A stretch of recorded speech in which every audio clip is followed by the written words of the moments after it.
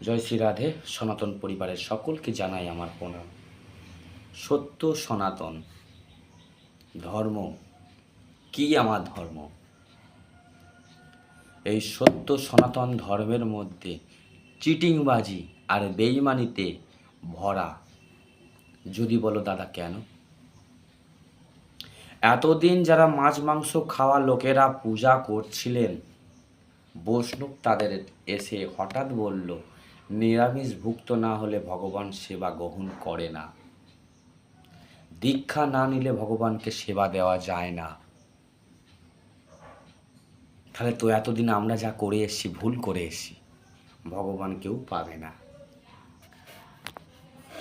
রামকৃষ্ণ মিশনের লোকেরা তারা বলছে আমাদের কাছে এসো, মা কালীকে ভজো, স্বামী বিবেকানন্দকে স্মরণ করো, সৎ পথে চলো।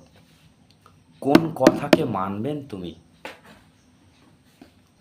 শুধু স্বার্থের বিনিময়ে, অর্থের বিনিময়ে ধর্মটাকে নিয়ে ছেলে খেলাভাবে চলে আসছে। ধর্মের দোহাই দিয়ে কিছু মানুষকে ভুল চিন্তা ভাবনা বুঝিয়ে টাকা ইনকাম করছে। আজকে নিজে গর্বিত, কিভাবে কি করব ভাবা যায়? এতদিন যা করে এসেছি সব ভুল, যা পুজো আশ্রয় করেছি, কারণ আমি দীক্ষিত নয়, কারণ আমার গলায় তুলসীর মালা নেই, কারণ নিরামিষ আমি খাই না।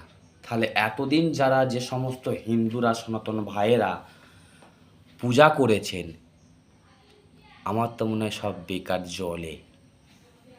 কার কথা শুনবেন আগে বলুন, বুকে হাত দিয়ে বলুন তো, কোন পথে যাবেন?